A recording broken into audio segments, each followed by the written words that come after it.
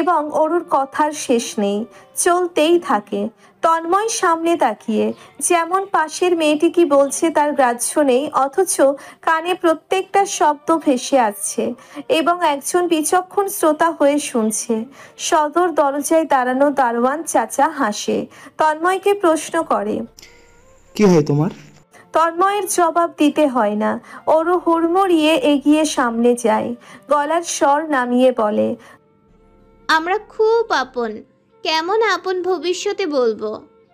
দু চোখে ডান হাতের আঙ্গুল চেপে নিঃশব্দে অগোচরে হেসে ফেলে তন্ময় এবং অরুর মাথা ফেরার পূর্বেই হাসিটুকু মিলিয়ে নেয়। ওদিকে বোকার মতো তাকিয়ে থাকে দারোয়ান চাচা। তন্ময় আর তাকে বিশ্লেষণ করে না। সাইকেল ডাউন ফ্লোরে রেখে অরুকে নিয়ে লিফটে চড়ে। মেয়েটা এক মুহূর্ত শান্ত থাকে না।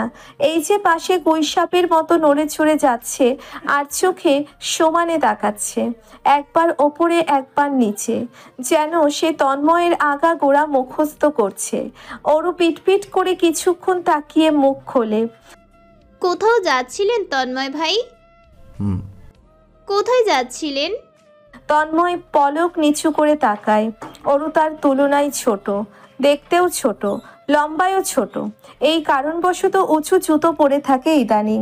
বিষয়টি লক্ষ্য করেছিল সে, আড়ালে আবডালে হেসেছিল।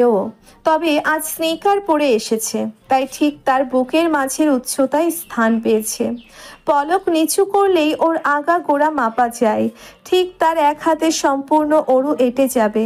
নজর সরিয়ে নিয়ে বলে, ধানমন্ডি লেক। আপনার বন্ধুদের কাছে ওই যে লম্বা ভাইয়াটা? কোন লম্বা? ওই যে ইব্রাহিম নামের। আমি ওই ভাইয়াটার একটা সিক্রেট জানি।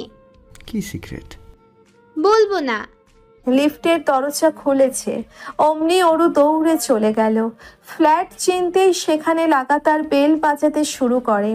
ভেতরে জবেদা বেগম এক প্রকার আতঙ্কিত হয়ে ছুটে আসেন।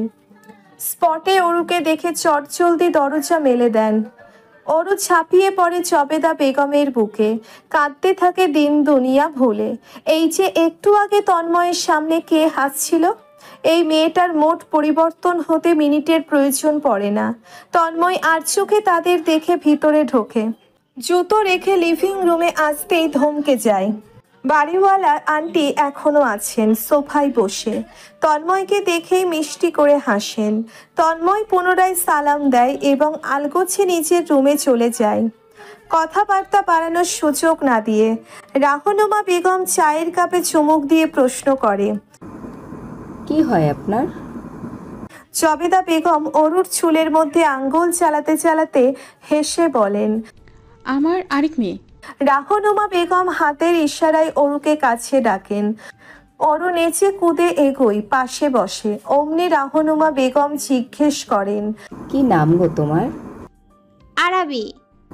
বাহ, সুন্দর নাম। কে রেখেছে? আমার চাচু। চাচু বলেছেন এই নাম আমার জন্য তৈরি। আবার তন্ময় ভাইয়ের নামও তার জন্যই তৈরি, এটাও বলেছেন। তন্ময় বুঝি তোমার খুব পছন্দের ভাইয়া? অরু কি খানিক লজ্জা পেল হয়তো। মেয়েটা হুড়মুড়িয়ে উঠে জবেদা বেগমের পিছনে চলে এলো।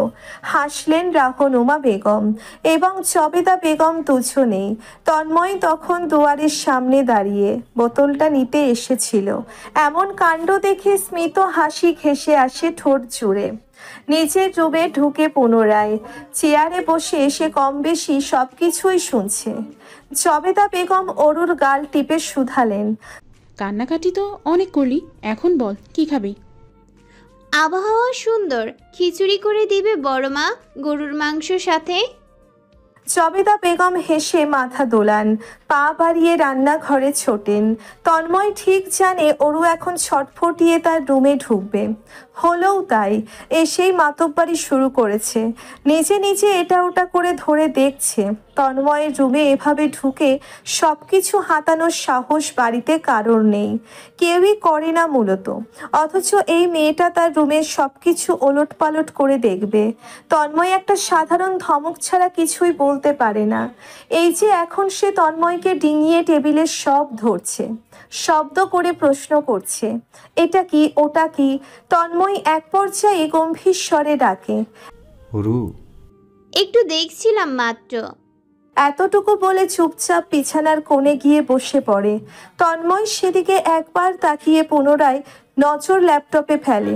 তন্ময়ের অ্যাটেনশন না পেয়ে অরু ধীরে সুস্থে বেরিয়ে যায়। সে মুহূর্তেই কল আসে আনোয়ার সাহেবের। তন্ময় রিসিভ করে, ওপাশে চিন্তিত গলার স্বর। তন্ময়, ওরু গিয়েছে? জি চাচু, এখানেই। ও আচ্ছা, কখন বেরিয়ে গেল কেউই জানে না। বাইরের অবস্থা ভালো না, ঝড় বৃষ্টি হবে মনে হয়। এগুলো না থামা অবধি ওরুকে ছেড়ো না। অবশ্য আজ ফিরতে চাইবে না। জোরপূর্বক পাঠানোর প্রয়োজন নেই।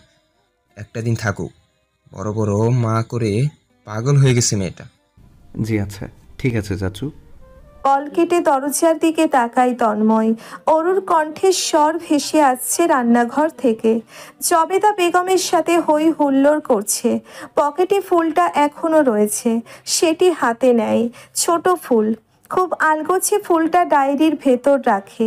তারপর শার্ট খুলে ওয়াশরুমে ঢোকে, দরজা লাগায় এবং সে নিশ্চিতভাবে বলতে পারে অরু পুনরায় তার রুমে ঢুকেছে। এখনো হয়তো ওয়াশরুমের দরজার সামনে কান পেতে দাঁড়িয়ে। তন্ময় মাঝে মধ্যে ভাবে সে যদি নিজের মনমাফিক কাজ করে তাহলে কি হবে, কোথায় গিয়ে দাঁড়াবে তার আর অরুর সম্পর্ক। নিজেকে আটকে না রাখলে কি খুব বেশি ক্ষতি হবে? এই যে সে এখন অর্ধ উলঙ্গ, শরীরে কিছু নেই, শুধু প্যান্ট ছাড়া, সম্পূর্ণ ভিজে আছে। এই মুহূর্তে যদি সে দরজাটা খুলে অরুকে টেনে ভেতরে নেয়, ব্যাপারটা কেমন হবে? অরু এরপর নিশ্চয়ই আর এমনভাবে কান পেতে থাকার সাহস পাবে না, বরং ভীষণ ভয় পাবে। তন্ময় দীর্ঘ নিঃশ্বাস ফেলে, চোখ বুজে দেওয়ালে মাথা ঠেলে দাঁড়ায়। শাওয়ার ঝর্ণা থেকে হুড়মুড়িয়ে পানি পড়ছে, বেয়ে চলেছে তা তার সর্বাঙ্গ জুড়ে। হোয়াটসঅ্যাপে একটা গ্রুপ চ্যাট খোলা আছে তন্ময়দের, নাম উই আর রক্স। এখানে সবগুলো বন্ধু অ্যাড। দিনরাত টুকটাক টাইপিং চলতে থাকে, আজও তাই। তন্ময় দুবার গিয়েছে, রিপ্লাই দিয়ে এসেছে, তাও হচ্ছে না ওদের। একের পর এক কল করছে। কলে জয়েন করেছে মাহিন আর রিহান। তন্ময় বাধ্যতামূলক রিসিভ করে, স্পিকারে দিয়ে ফোন টেবিলে রাখে, হাতের ফাইলে মনোযোগ দেয়। মাহিন আর রিহান কিছু একটা নিয়ে তর্ক বিতর্ক করছে। একসময় তর্ক থামিয়ে মাহিন উচ্চস্বরে বলে, এই তন্ময়, হুম। শুনলাম তোর ভবিষ্যৎ পিচ্চি বউ এসেছে। কই তোর বাচ্চা প্রেয়সী? আশেপাশে কান্না করছে? বেচারি, নিশ্চয়ই কান্নাকাটি করছে। কান্না করতে মানা কর, আমি আছি ওর জন্য। অনেক যত্ন করে বড় করব, তোর থেকে ভালো রাখবো। তন্ময়ের জবাব না পেয়ে মুখ টিপে হাসে মাহিন। রিহান হেসে হেসে বলে, বাচ্চা পেয়ে সে কই আর থাকবে, তনয়ের কোলে বসে ফিডার খায়। তন্ময় ধীরে সুস্থে স্পিকার সরিয়ে ফেলে। অরু একটু পরপর উকি ঝুঁকি দিতেই থাকে, এসব শুনে ফেলতে পারে। সে কানে ফোন গুছিয়ে গলা নামিয়ে বলে, কোলে বসিয়ে ফিডার খাওয়াবো নাকি চুমু, সেটা তো তোদের বলবো না। মুহূর্তেই হইচই শুরু করে মাহিন। রিহান চিৎকার চেঁচামেচি করছে। কান থেকে ফোন সরাতে হলো তন্ময়ের। এত শব্দ করে ছেলেগুলো। ওরও অনেকক্ষণ যাবৎ বিড়বিড় করছিল, বৃষ্টি কেন আসছে না। তন্ময় আর চোখে তাকিয়ে শুনছে শুধু। ক্ষণে ক্ষণে মেয়েটা জানালার সামনে এসে দাঁড়িয়ে বাইরেটা দেখছে। বৃষ্টি শুরু হলে তারপরই নাকি সে খেতে বসবে গরম গরম খিচুড়ি। এটাই তার বাহানা। বাহানাখানা জবেদা বেগম মেনে নিলেও তন্ময় মানেনি। ধমক দিয়েছে, সেই ধমকে কাজ হয়নি, উল্টে মুখ গোমড়া করে চুপসে আছে। কিছুক্ষণের মধ্যেই আকস্মিক এক ঝাঁক বৃষ্টি নামলো। প্রবল বৃষ্টির শব্দ ভেসে আসছে, বাতাসের প্রলয়ের সঙ্গে লেপটেছে সেই বৃষ্টির জল, ছুটে আসছে জানালা দিয়ে। অরু সেদিকে ছুটে গিয়ে দাঁড়াতেই ফোঁটা ফোঁটা জল স্পর্শ করছে তাকে। মুখশ্রীতে এসে পড়ছে ফোঁটা ফোঁটা বৃষ্টি। বাইরে তখন আঁধার, গুমোট আবহাওয়া আধারের পরিমাণ বাড়িয়ে তুলেছে। রাস্তার হলদেটে বাতির আলো বৃষ্টির সৌন্দর্য বাড়িয়ে তুলল কয়েক গুণে। তন্ময় বই বন্ধ করে উঠে দাঁড়িয়েছে। দৃষ্টি এদিক ওদিক দুলিয়ে সেই অরুতে গিয়ে ঠেকালো। অরুর ওড়নাটা দুলছে কেন? এত সিনেম্যাটিক হওয়ার কারণ কি? আবার আবার চুলগুলোও তো হেলে দুলে চলেছে। অবাধ্য চুল। তন্ময়ের ইচ্ছে করলো অবাধ্য চুলগুলো হাত বাড়িয়ে কানের পিছনে গুজে দিতে। সে হিপনোটিস হয়েছে যেন। এমন ভঙ্গিতে এক পা দুপা এগিয়ে গেল, অরুর পেছনে দাঁড়ালো, কিন্তু হাত বাড়ানোর সাহস করলো না। লম্বাটে সেই দৃষ্টি নিচু করে অরুর মুগ্ধ দৃষ্টি দেখতে পাচ্ছে। আচমকা পিছনে ফিরে অরু আঙ্গুল তুলে বাইরেটা দেখিয়ে বলে, তন্ময় ভাই, দেখুন দেখুন, ওই যে একটা আপু আর তার একটা ভাইয়া হাত ধরে হাঁটতে হাঁটতে গোসল করছে। তন্ময়ের ভুরু ছোড়া কুঁচকে এলো। সরু চোখে অরুকে দেখে নেয়। ঠোঁটে কিছুক্ষণ ঠোঁট চেপে বলে, বৃষ্টিবিলাস। হ্যাঁ? তারা বৃষ্টিবিলাস করছে, বৃষ্টি উপভোগ করছে। বৃষ্টিতে ভিজলে বৃষ্টিবিলাস বলে? তন্ময়ের দৃষ্টি বাহিরে। কপত কপতে হাঁটছে ধীরে সুস্থে। দূর থেকে ভীষণ সিনেম্যাটিক লাগছে, কোনো মুভির ক্লিপ যেন। সে সেদিকে তাকিয়েই বলে, উপভোগ করার নেশায় ভিজলে তা বৃষ্টিবিলাস। অরু পুনরায় মাথা ঘোরাতে চাইলে তন্ময় দেয় না, মাথা ধরে আটকে রাখে। মেয়েটা পিছনে ফিরতে নিলেই মুখটা তার বুকে এসে ঠেকে। এত নড়চড় কেন করে? শান্তিমূর্তি বনে একটু দাঁড়াবে তা না? অরু সেভাবেই ছটপট মুখে বলতে থাকে, বৃষ্টিবিলাস? তাহলে তো আমারও বৃষ্টিবিলাস করতে ভালো লাগে। আমি তো বৃষ্টি হলেই ভিজি, ওদের দারুণ লাগছে। চলুন তন্ময় ভাই, আমরা বৃষ্টি। তন্ময় বাকিটা আর শোনার সাহস করে না। ওর মাথা ছেড়ে দেয়, গম্ভীর স্বরে বলে, খেতে আয়। এবং তৎক্ষণাৎ হুড়মুড়িয়ে বেরিয়ে যায়। দ্বিতীয়বার ফিরে একটুখানি দেখার সাহস করে না। এই একটুখানি মেয়েটা কিছুই বোঝে না, অথচ কথাবার্তা এমন বলে যে তন্ময়ের মস্তিষ্ক চলে ওঠে, রক্ত ঠান্ডা হয়। হাত মুখ ধুয়ে তন্ময় ডাইনিংয়ে আসে, চেয়ার টেনে বসে। জবেদা বেগম খাবার সার্ভ করছিলেন। প্লেট এগিয়ে দিতে নিয়ে বলেন, রানার দরকার কিছু? ডাইনিংটা রানার ছাড়া ভালো দেখায়? আমি নিয়ে আসবো নাকি সাথে যেতে যাচ্ছ? অনেক কিছু দরকার। দরজা জানালার পর্দা, কিছু সুন্দর বিছানার চাদর, বারান্দা দুটো খালি, সেখানটাতে সাজাতে বেশ কিছু সরঞ্জামও লাগে। তুই তো কাল ইন্টারভিউ দিতে যাবি, জব হয়ে গেলেই ব্যস্ত। আমাকে কিভাবে নিবি? সময় আছে তোর? কিভাবে শিওর হচ্ছ জব হয়ে যাবে? নাও হতে পারে। জবেদা বেগম পাশেই ছিলেন, খিচুড়ি বেড়ে দিচ্ছিলেন। তন্ময়ের প্রশ্ন শুনে ছটপট ছেলের মাথার উপর অর্থাৎ চুলের মধ্যিখানে একটা চুমো দিয়ে বসেন। হেসে হেসে বলেন, আমার ছেলে সব দিক দিয়ে পারফেক্ট। জব না হয়ে উপায় আছে? মা, এসব জব পারফেক্টনেস দিয়ে হয় না, তুমি নিশ্চয়ই জানো। বললেই হলো, যে কোনো কিছু হাসিল করতে পারফেকশনিস্ট হতে হয়, আর তুই তাই। গরম গরম খিচুড়ি থেকে ধোঁয়া উঠছে, ঘ্রাণে মম করছে চারিপাশ। তন্ময় লম্বা ঘ্রাণ নিল। মায়ের হাতের সব রান্না অমৃত, বিশেষ করে গরুর গোস্ত আলাদাই রসালো, দমবন্ধ অনুভূতি হয় খেলেই। তাদের বাড়ির সব থেকে খাবার প্রিয় মানুষ অরু। খাওয়া দাওয়া খুব উপভোগ করে আর দারুণ প্রশংসা করতে জানে। অরুর কথা মস্তিষ্কে আসতেই মাথা তুলে তাকায়। মেয়েটা এখনো জানালার সামনে দাঁড়িয়ে। জবেদা বেগম আরেকটি প্লেটে অরুর খাবার বাড়ছিলেন। এর মধ্যেই চেঁচিয়ে ডাকেন, কোনো জবাব আসে না। খাবার বেড়ে নিজেই এগিয়ে যেতে নেন। পূর্বেই অরু এক দৌড়ে আসে, হুড়মুড়িয়ে তন্ময়ের সম্মুখীন চেয়ারে এসে বসে। পিটপিট করে বেশ কয়েকবার ইতিমধ্যেই তাকিয়েছে তন্ময়ের পানে। তন্ময় দেখেও দেখল না, খেতে ব্যস্ত মনোযোগ সহ। অরু খেতে খেতে পা দোলায়। দুবার ওর পা গিয়ে ঠেকলো তন্ময়ের লম্বা পায়ে। দুইবারই বিড়বিড় করে সরি বলেছে সে, অথচ তৃতীয়বারই একই কাণ্ড ঘটালো এবং পুনরায় বিড়বিড় করে সরি জানালো। তন্ময় এবার চোখ তুলে তাকায়, সঙ্গে সঙ্গে অরুর পা নাচানাচি থামে। সে চুপচাপ খেতে থাকে, টুকটাক কথাবার্তা বললেও পা জোড়া আর নাড়াচাড়া করে না।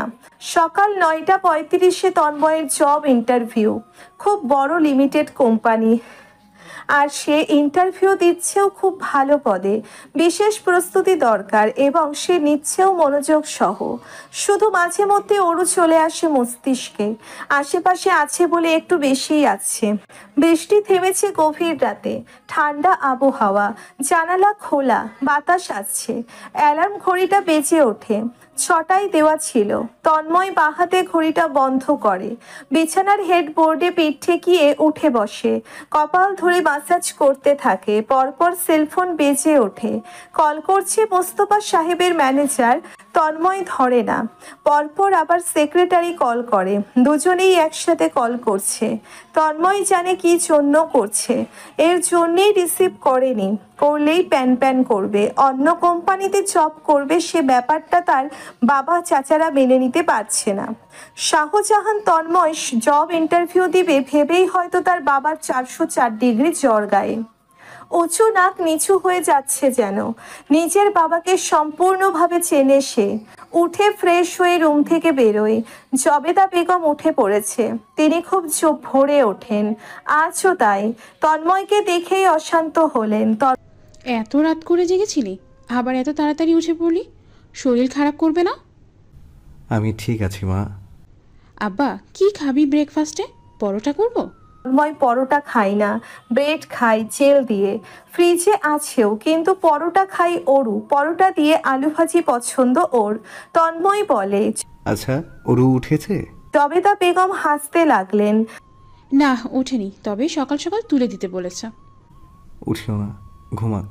জবেদা বেগম রান্নাঘরে গিয়েছেন। তন্ময় ওয়ার্কআউট করে, তারপর গোসল নেয়। সাধারণত নিজেদের ছাদেই ওয়ার্কআউট করত, খোলামেলা হাওয়ায়, আসমানের নিচে। তবে এখনের বিষয়টা আলাদা, আর এখানের বারান্দা ছোট, তাই ভাবলো ছাদে যাবে, ছাদটাও দেখা হবে। এই বাড়ির ছাদ দেখা হয়নি এখনো পর্যন্ত। গতকাল রাতে তীব্র বর্ষণ হয়েছে, আবহাওয়া সুন্দর। তন্ময় দরজা খুলতেই অরুর গলার স্বর শুনতে পায়। উঠে গিয়েছে মহারানী।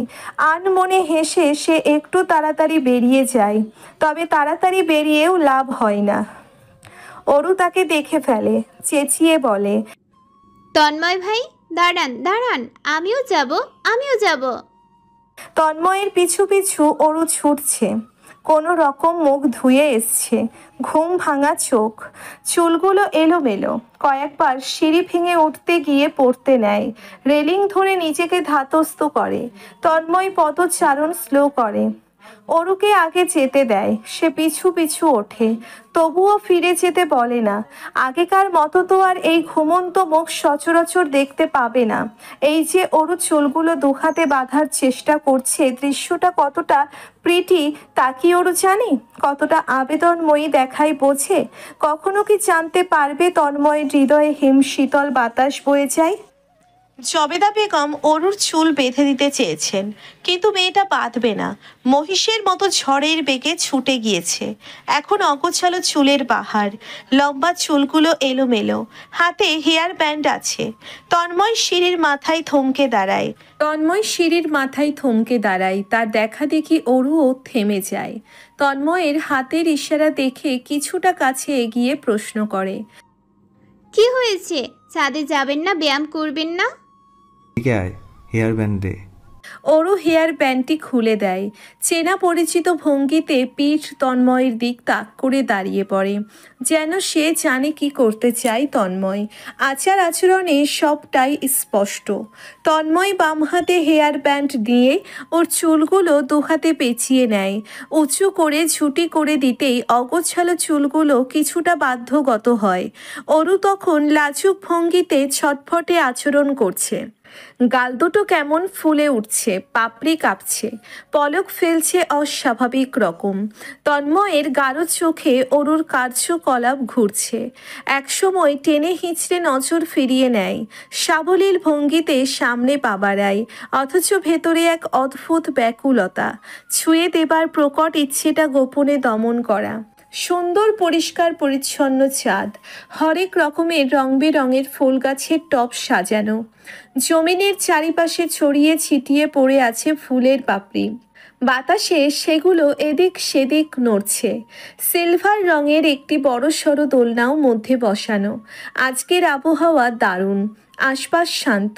নীলাভ সাদা আকাশের এক কোণে রক্তিম আভা ফুটে উঠেছে। ধীরে ধীরে সূর্য মামা মাথা উঁকি ঝুঁকি মেরে দেখা দিচ্ছে যেন। গুনগুন বাতাস বইছে চারিপাশে, মিষ্টি সুগন্ধ প্রকৃতি ছড়িয়েছে। মোহনীয় এই সৌন্দর্যের অন্ত ঘটাতে দৈত্য অরু হুড়মুড়িয়ে ছাদে ওঠে। জুতো জমিনে ঘষে প্রকট শব্দ তোলে। তন্ময়ের পেছনে থাকা সে সামনে চলে আসে, তড়িঘড়ি ভঙ্গিতে ছুটে চলে দোলনায় বসবে বলে। তখনই উপলব্ধি করে আরও দুজন মানুষের অস্তিত্ব। তাদের দেখতে পেতেই শান্ত হয়ে পড়ে। ধীরে সুস্থে তন্ময়ের পাশে এসে দাঁড়ায়। তন্ময় যে পাশে যায় সেও ওপাশেই গিয়ে দাঁড়ায়। আগ্রহী চোখে ফিরে তাকাচ্ছে বারংবার অজানা দুজনকে দেখার আশায়। তন্ময় আর চোখে অরুকে দেখে। ডান হাত তুলে দু আঙ্গুলের সাহায্যে ওর কপালে টোকা দেয় শক্ত করে। মুহূর্তেই দৃষ্টি ফিরিয়ে আনে মেয়েটা। আর্তনাদ করে কপাল ঘষতে শুরু করে। ছলছল নয়নে মাথা উঁচিয়ে দৃষ্টি তাক করে। ফোলা ফোলা ঘুমন্ত নয়ন জোড়ায় দৃষ্টি মিলিয়ে তন্ময় সাবলীল গলায় বলে, ওখানে কি দেখিস? অচেনা কারো দিকে এভাবে তাকাতে হয় না, অভদ্রতার পরিচয় বহন করে। কিন্তু কিন্তু তারা তো আমাদের দিকে তখন থেকে তাকিয়ে বড় বড় চোখে দেখছে। ওই তো ওই আপুটা এখনো তাকাচ্ছে।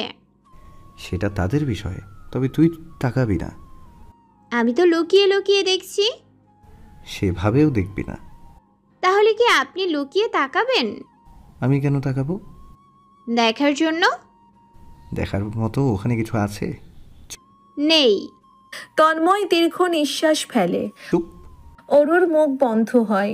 ভুলবশত ও আর ফিরে তাকানোর সাহস করে না, বরং সামনে তাকায়। দৃষ্টি গিয়ে ঠেকে অদূরের গাছটায়। একজোড়া পাখি বসে একদম পাশাপাশি লেপ্টে। শব্দ তুলছে তারা। অরু মুগ্ধ নয়নে দেখতে থাকে। একসময় আঙ্গুল তুলে তন্ময়কেও দেখায়। তন্ময় নির্নিমেষ চোখে দেখে অনেকটা সময় ধরে। দৃষ্টি ফিরিয়ে মুগ্ধ অরুতে ফেলে।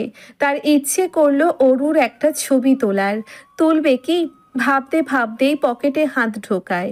চটজলদি সেলফোন বের করে। খুব অগোচরেই একটা ছবি তুলে নেয়। এলোমেলো অরুর একটি স্নিগ্ধ শান্ত ছবি। ছবিটি তুলে সে ঝুম করে দেখে নেয় একবার।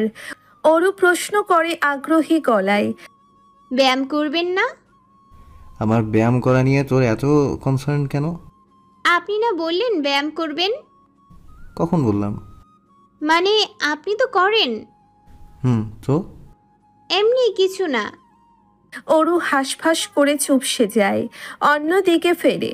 ছাদে থাকা তরুণ তরুণী ইতিমধ্যেই চলে গিয়েছে। তন্ময় আরও কিছুক্ষণ থাকে। অরুকে দোল খাওয়ার সময় দিয়ে হাত ঘড়িতে সময় দেখতে থাকে। পাক্কা 15 মিনিট পর অরুকে নিয়ে নিচে নেমে আসে। তার কাজ আছে। অরুকে বাসার মোড়ে পৌঁছে সে নিজ গন্তব্যে যাবে। তন্ময়ের জবটা হয়। মিসিং পোস্ট ছিল বলে পরের দিনই জয়েনিং করেছে এবং কাজের সূত্রে দীর্ঘদিন ব্যস্ত থাকে। 12 জন নতুন কর্মচারীদের জুনিয়র ডিরেক্টর সে। তার আন্ডারে কাজ করে। দায়িত্ব সম্পূর্ণ তার উপর, অর্থাৎ কাজের প্রেশার খুব। কোনো অফ ডে পায়নি সে। কাল শুক্রবার অফ ডে, তাই আজ 5টায় অফিস থেকে বেরিয়েছে। বেরোতেই কপালে বিন্দু বিন্দু ঘাম জমে গিয়েছে। পিঠের শার্ট ভিজতে শুরু করেছে।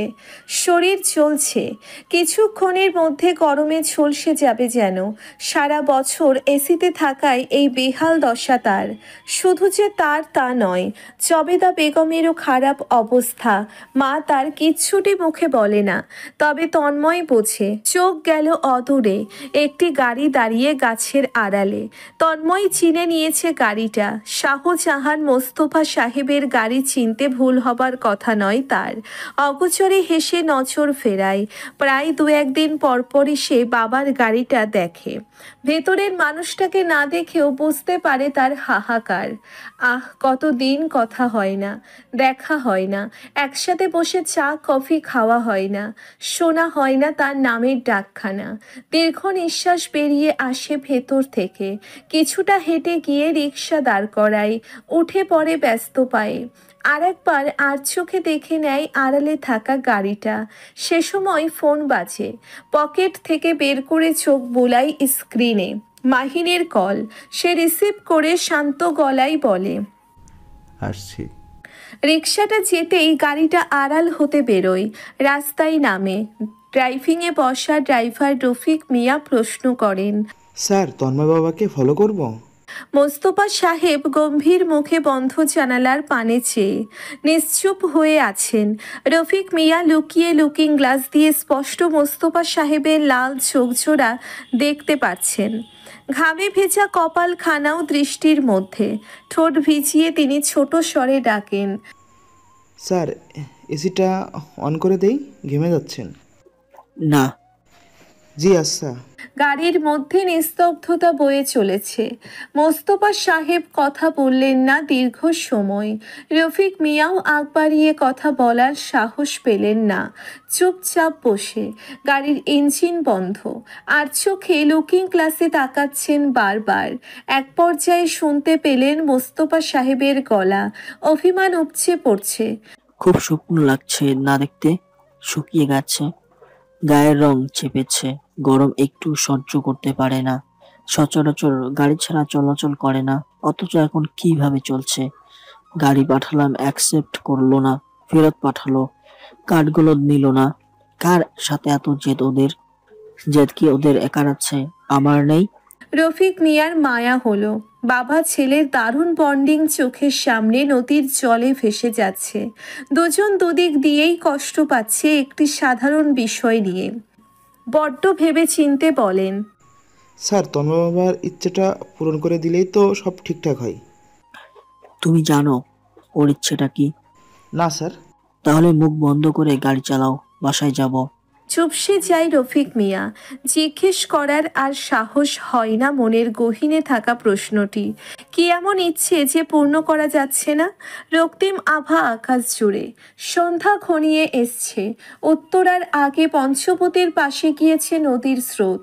নদী ঘিরে রয়েছে অহরহ জাহাজ নৌকা। পাশেই কফি চায়ের স্টল, ফুচকা চটপটির খোলামেলা দোকান। হিমশীতল বাতাস বইছে সেখানে। ঢাকা শহরের বিদঘুটে গাড়ি ঘোড়ার গন্ধ জ্যাম ঠেলে এখানে এসে প্রাণ ভরে শ্বাস প্রশ্বাস নেওয়া স্বপ্নের মতো। এই তো মাহিনের বাইক এসে থামলো কফি চায়ের স্টলের সামনে। লাল সাদা হরেক রকমের চেয়ার পাতা রয়েছে। কিছু কাপল বসে আছে অদূরে।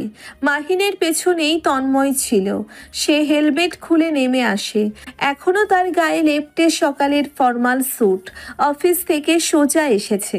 পরপর আরও 2-3টে বাইক তন্ময়ের সামনে এসে থামে। বাইকগুলো পারছে না তাকে ধাক্কা মেরে উড়িয়ে ফেলতে। বিশেষ করে রিহানের বাইকটা রীতিমতো তন্ময়ের পায়ে এসে ছুঁয়েছে। তন্ময় সরে দাঁড়ায়, প্যান্ট ঝাড়া দেয়। শান্তশিষ্ট জায়গাখানা মুহূর্তেই তাদের হইচইয়ের শব্দে অশান্ত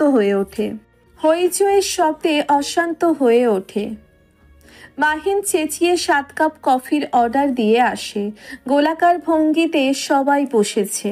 নদী ঘেঁষে তন্ময়ের চেয়ার। বাতাসের তোড়ে কপালের ঘাম মুছে গিয়েছে। ঠান্ডা বাতাসে শরীর শীতল। চোখ বন্ধ করে লম্বা শ্বাস নেয়। তার পাশে সুহানি বসেছে। ফ্রেন্ডদের মধ্যে সুহানি চুপচাপ। মেয়ে মানুষ তাই হয়তো। বাকিগুলো কথাবার্তার নামে হইচই করছে সমানে।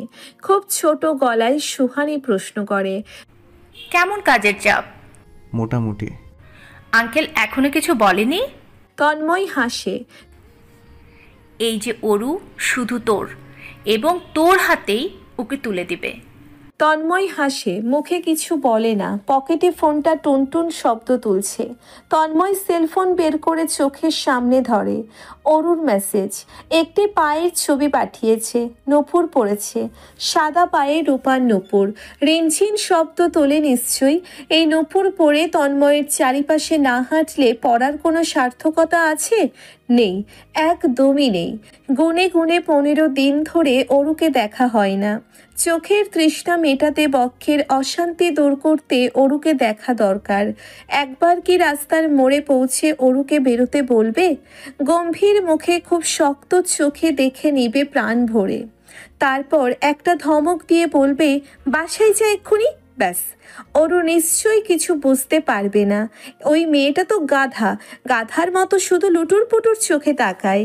তবে তন্ময়ের মন বোঝে না, দৃষ্টি চিনে না। অরু একটা অবুঝ বালিকা।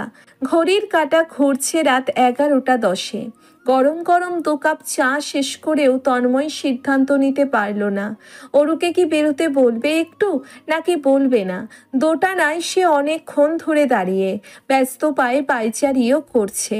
চুলগুলো দুহাতে কপালের ওপরে উঠিয়ে নেয়। দেখতে পাই একজন আগন্তুক আসছে তার দিকে। কাছাকাছি আসতেই চিনতে পারে অয়ন। ছেলেটা তাদের পাশের বাড়ির। খুব ভালো সম্পর্ক তাদের দুই পরিবারের মধ্যে। অয়নের সাথে মাঝে মধ্যেই কথাবার্তা হয় চা খেতে খেতে। তন্ময়কে দেখেই সালাম দেয় অয়ন। বাড়ন্ত বয়সী ছেলেটা গভীর শ্রদ্ধাশীল গলায় ডাকে, তন্ময় ভাই, এখানে দাঁড়িয়ে যে? এই তো এভাবেই। চা নেই দুটো? আচ্ছা। দুজন 2 কাপ চা দাঁড়িয়ে দাঁড়িয়ে খায় আর আশেপাশে নজর দেয়, টুকটাক কথাবার্তা বলে এটা সেটা নিয়ে। এর মধ্যেই তন্ময় সিদ্ধান্ত নিয়ে ফেলে। অরুকে মেসেজ করে বলে এক্ষুনি বেরোতে, কাজ আছে। চা শেষ হতেই তন্ময় অয়নকে বলে, রাত হয়েছে, গো, ইউ শুড স্লিপ আর্লি। জি ভাই, গেলাম তাহলে। অয়ন চলে গিয়েছে। তন্ময় তাকিয়ে সেদিকটাতে। অরু কি মেসেজটা দেখেছে?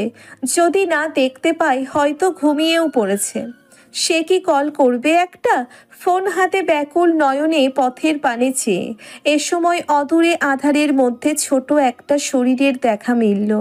এদিকেই আসছে দৌড়ে। বাতাসে উড়ছে লম্বা চুল আর সাদা ওড়না। অরুর চোখ মুখে আলো পড়তেই তন্ময়ের ভিতরটা কেঁপে উঠল। গলাটা শুকিয়ে গেল। 15 দিনের মধ্যে কি মেয়েটা পরিবর্তন হয়ে গিয়েছে?